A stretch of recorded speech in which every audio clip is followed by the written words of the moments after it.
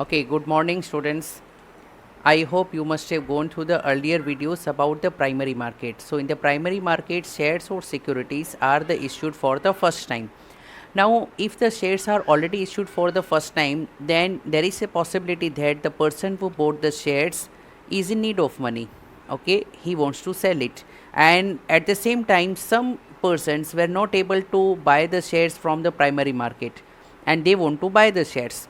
So, we need to have some platform, we need to have another market where already issued shares of the primary market can be easily bought and sold. So this work is done by secondary market. And when I say secondary market, in your mind one thing should be clear: secondary market means the stock exchange. Secondary market में primary market से जो shares issued हुए हैं उनमें dealing होगी, उसमें buying and selling हो सकती है. Hence the name is secondary market. So let us go through the meaning of secondary market. So transaction in shares and debenture subsequent to its primary offering. एक बार issue होने के बाद के जो ट्रांजेक्शन्स जहाँ पर होंगे, this transactions are called secondary transactions. Okay, and the market which facilitates these secondary transactions is called secondary market. So in other words, secondary market is a market for already issued shares and securities. It provides liquidity of the securities. Liquidity का मतलब है marketability. Okay, when you have already bought the shares from the primary market, so if you want to sell it, if you need money, liquidity means converting into money. So, if you wish to convert your shares into money, then it is possible. So, hence we can say that secondary market is very important because it provides liquidity to the investors. Okay. So, one more statement I can say that कि secondary market is needed because secondary market अगर होगी तो primary market का growth होगा. For example, assume करो secondary market है ही नहीं, आप कंपनी के शेयर्स खरीदोगे, ओरिजिनली प्राइमरी मार्केट से शेयर्स खरीदोगे, but you can not sell it easily. कोई मार्केट ही नहीं है, आपको मेहनत करके बाहर ढूंढना पड़ेगा, तो आपको भी हेजिटेशन होगा प्राइमरी मार्केट से शेयर खरीदने के लिए. So one thing is for sure कि secondary market is needed, and when there is secondary market, people will not hesitate to buy the shares from the primary market. Hence secondary market will also lead to development of primary market. So बहुत important role है कोई भी nation में secondary market का या stock exchange का. Stock exchanges are regulated by the government or the semi-government organization. In India it is SEBI, Securities Exchange Board of India. Okay, it's SEBI. So SEBI ensures strict compliance from the companies, यानी काफ़ी strict rules and regulations होते हैं जो companies को follow करने पड़ते हैं. Okay, and please note, her share market में बॉट एंड सोल्ड नहीं हो सकता, उसको लिस्टिंग करानी पड़ती है.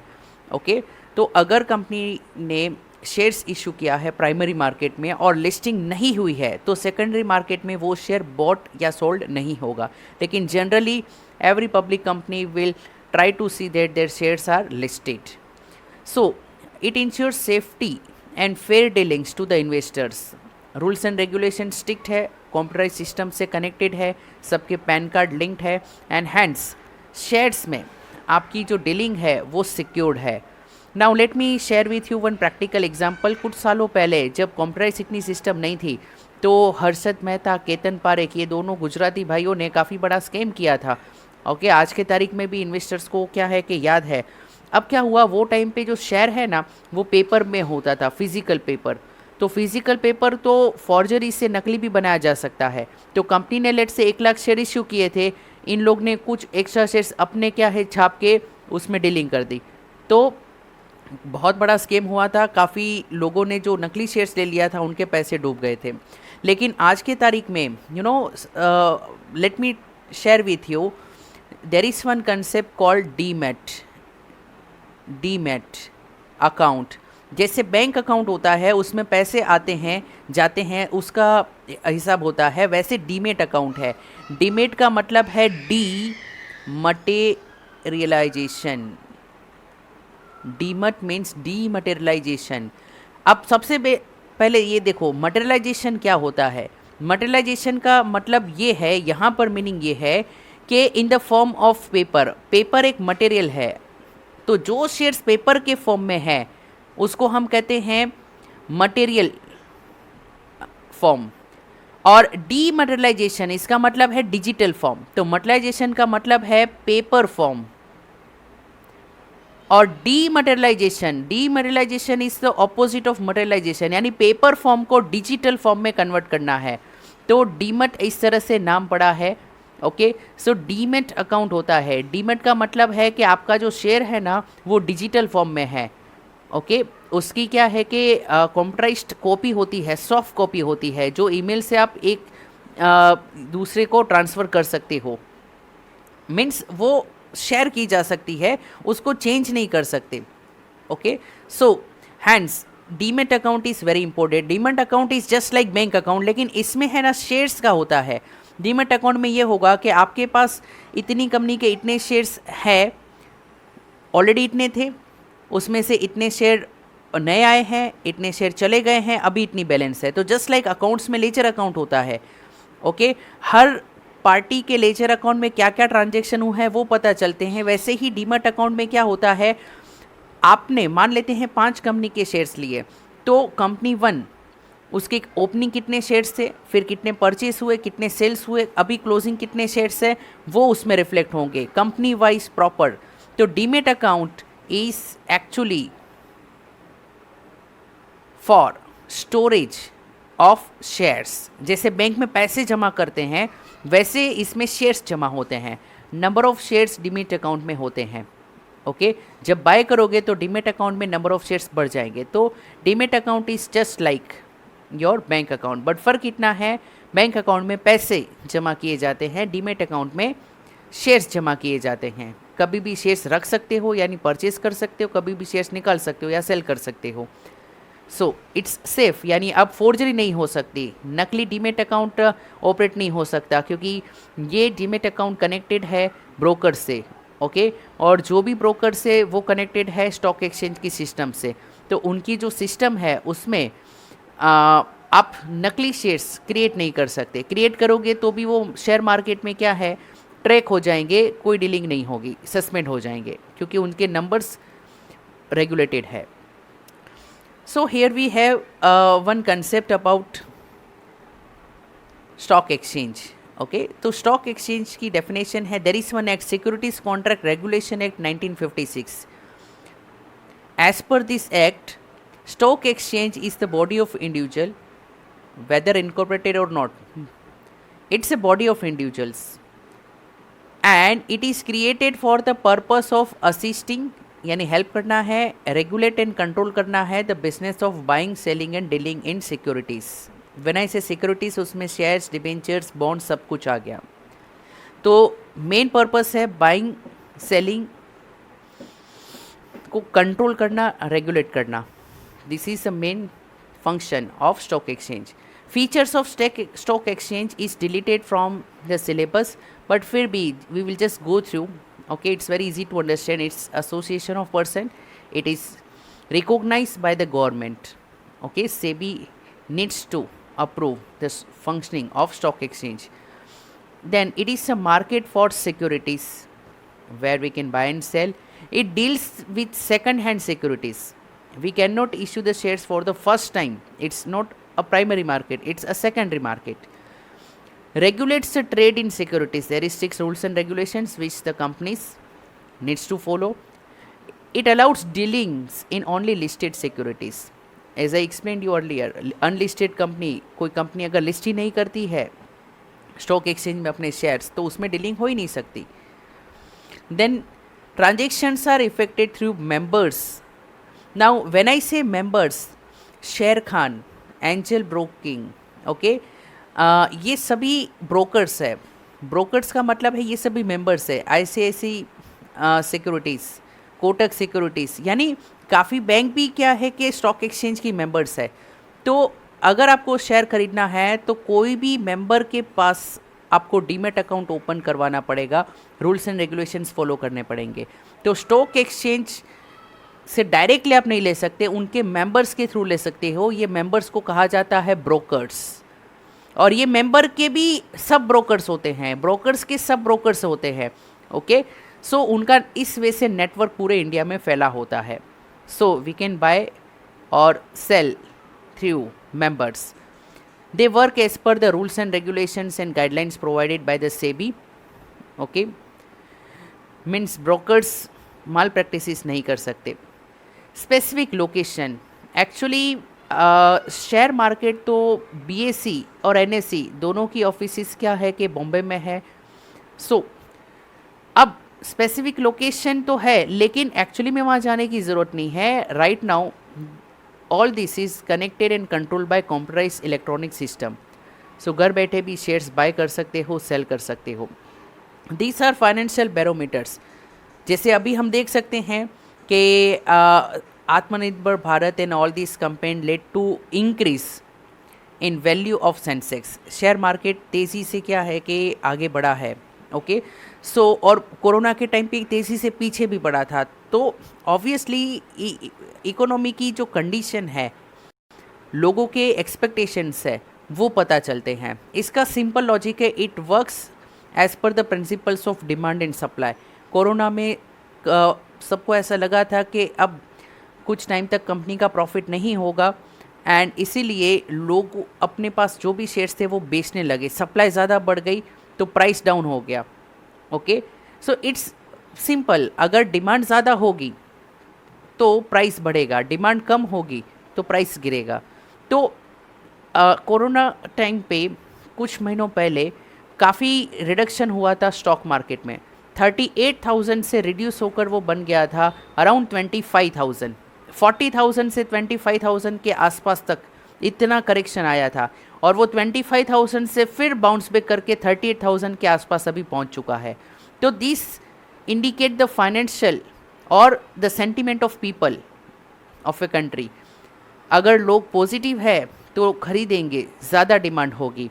And let me share with you, आपने दो एनिमल क्या है कि उनके फ़ोटोज़ देखे होंगे स्टॉक एक्सचेंज में, एंड जनरली एक को बुल और एक को बैर से डिनोट किया जाता है, bullish market, bearish market.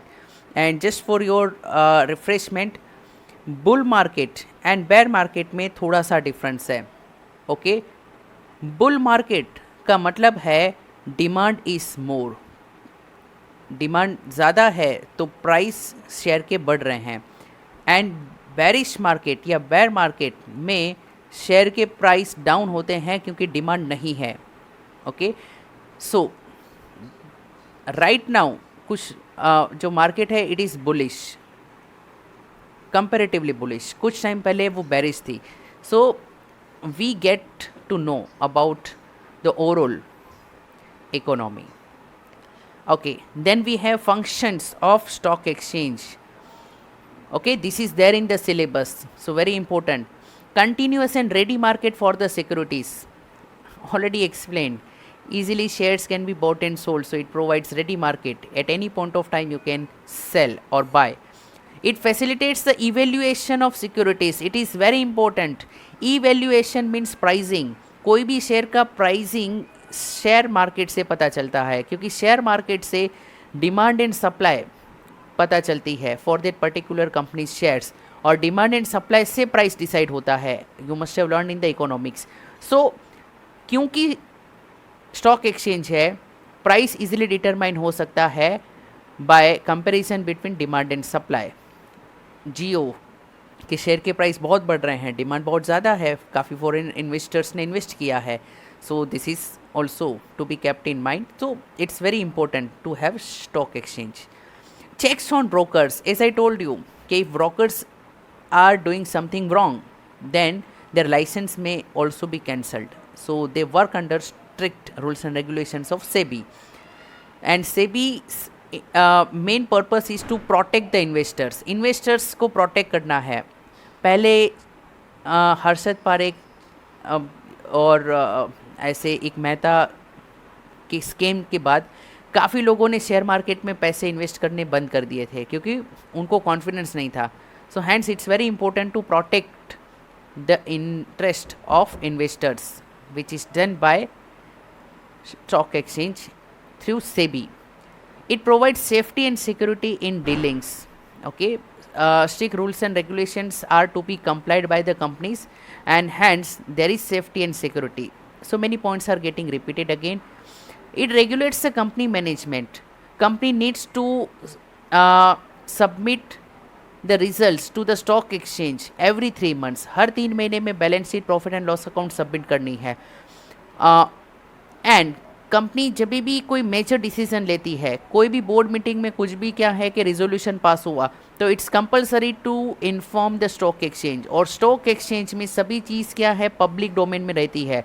Means through stock exchange आप सभी कंपनी की मीटिंग्स के मिनट्स देख सकते हो, सभी कंपनी की रिपोर्ट्स देख सकते हो.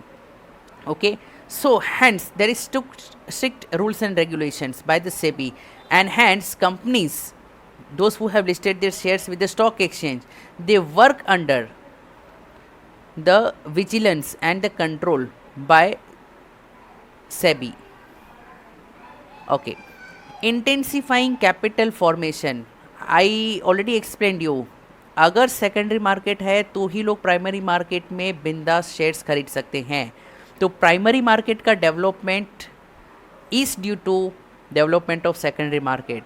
सो hence primary market capital formation करता है. कैपिटल फॉर्मेशन का मतलब है जो पर्सन्स के पास पैसे हैं उनकी सेविंग्स इन्वेस्टमेंट में कन्वर्ट होगी और जो बिजनेसमैन रिस्क लेते हैं उन तक पहुंचेगी. तो ये savings, investment and risk taking का जो फंक्शन है वो स्टॉक एक्सचेंज से सेटिस्फाई होता है.